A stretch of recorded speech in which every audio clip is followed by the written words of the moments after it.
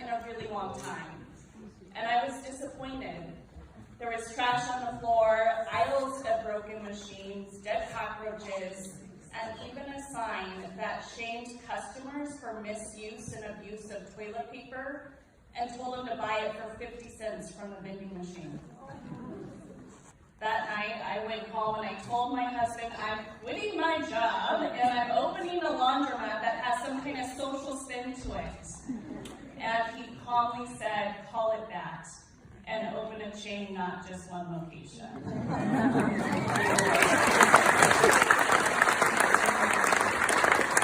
that's how I became the proud founder and owner of Social Spin, a chain of purpose-driven laundromats. That and the continuous support of my husband and, frankly, our privilege. I left a lucrative career as a nonprofit executive and chose to be on this journey. And that's not a choice that everyone gets. So what is a purpose-driven laundromat?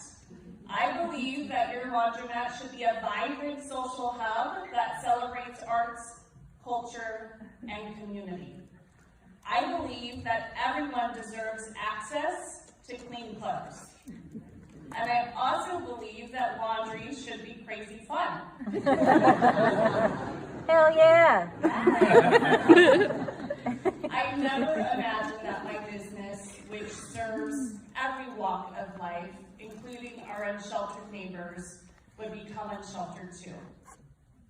My transition to a soft washing as social worker has been interesting. I knew nothing about operating a laundromat, and I didn't even like laundry. I still don't. But after 25 years of serving as a social worker, I did know and I did love was how to leverage strengths.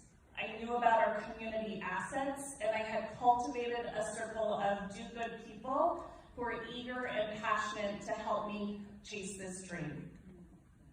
My dream became a brutal reality when I came face to face with the first of many cockroaches. It was our first day of ownership, and I was cleaning and closing, and from behind the washer, this huge cockroach came to say hello. And my first instinct was to ignore it, just move on, and then I remembered that I owned that laundry. and everything inside of it, including this bug, so I killed it. Needless to say, our first laundromat needed a lot of love.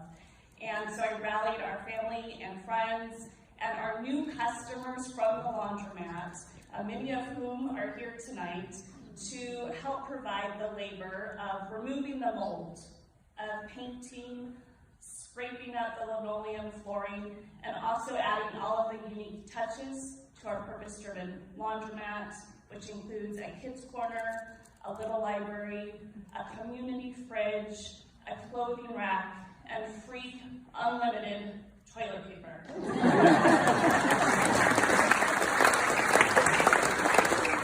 So the reality is most laundromat owners aren't customers, and customers aren't owners. So laundromats become undignified and inequitable spaces.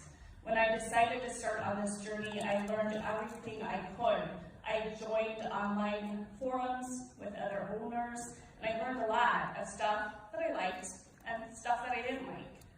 For example, at a cleanless laundromat, you have to buy a card in order to do laundry service there. Simple enough. But most owners put a hold on the customer's bank card. And I don't like that. Like, why are you doing that? And then they also price their machines so that there's always money left on that card. In these times, every quarter counts. I knew I wanted my business to put people over profit. A business that invests in building authentic relationships with customers, that trusts that when you respect customers, respect is received, because that respect in those relationships are far greater than a 49-cent card balance. So here's how we operate. Customers come in, load their laundry, and we connect them to care. because most laundromats are in poverty-stricken neighborhoods, and hundreds of people come in and out of those doors each day, and there's downtime between 20 to 30 minutes. That's when we connect our customers to care. So imagine doing your laundry and having your vitals checked. Or maybe you're talking to an attorney about your immigration rights. Or you're picking up a food box for your family.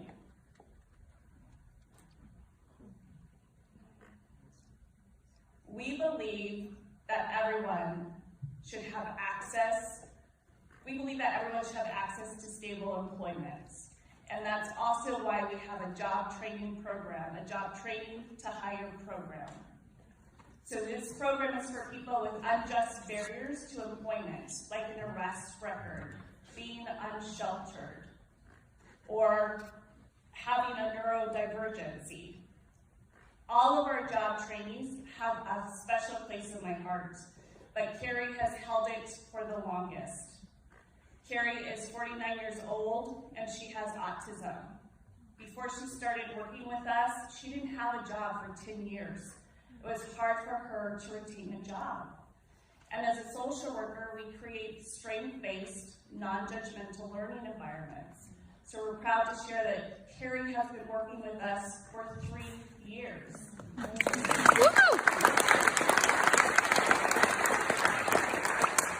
Carrie's been integrated back into society, and it's working. It's amazing.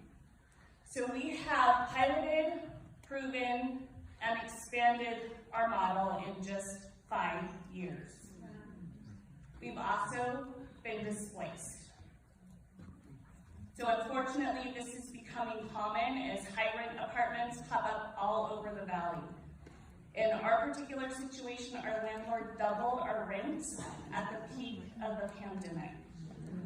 And when we couldn't reach negotiations, we had just 30 days to move out from our original location. I felt a broad range of emotion, from sadness to disappointment to shock to anger. I really held on to that anger one. And when that happens, I reach out to my mom, not to get me unstuck, but to help me come up with revenge. And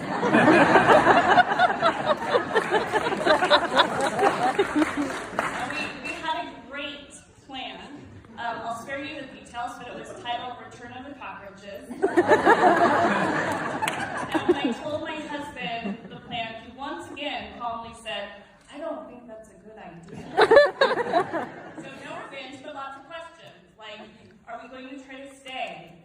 Do we relocate? Do we say goodbye to this neighborhood and put everything we've got into our other location? What do we do to retain all of our customers, our employees? What do we do with all these machines? We had over 30 washers and dryers.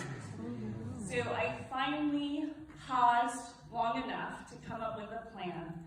And that plan has allowed us to take this challenge and create a new opportunity to serve our customers in a new way. We started the Social Spin Foundation, a nonprofit inspired by our business. And we bought land.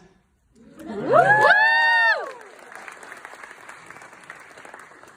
we bought land less than 2 miles from our previous location. And we're building a new purpose-driven laundromat with dozens of affordable housing units on top.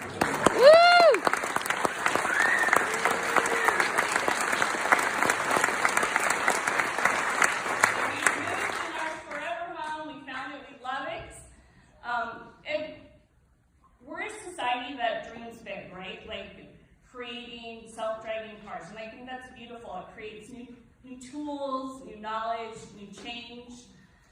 But I think what it often overlooks are the simple things in our everyday life that have the possibility to create significant change too.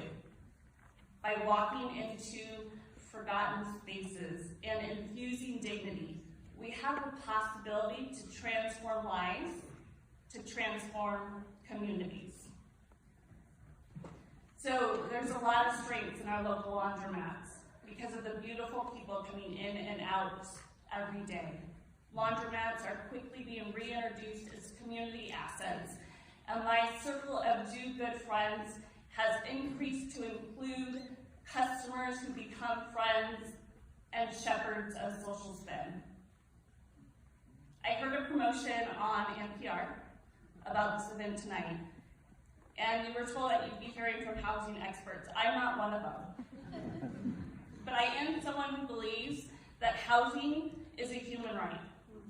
That today's solutions will be different, and that each and every one of you have the possibility to create significant change too, especially when you acknowledge and leverage your privilege. Our new home is on the ancestral land of the Hohokam and Pima community, who have kept and cared for the land. We promise to watch with care and provide affordable housing. Thank you.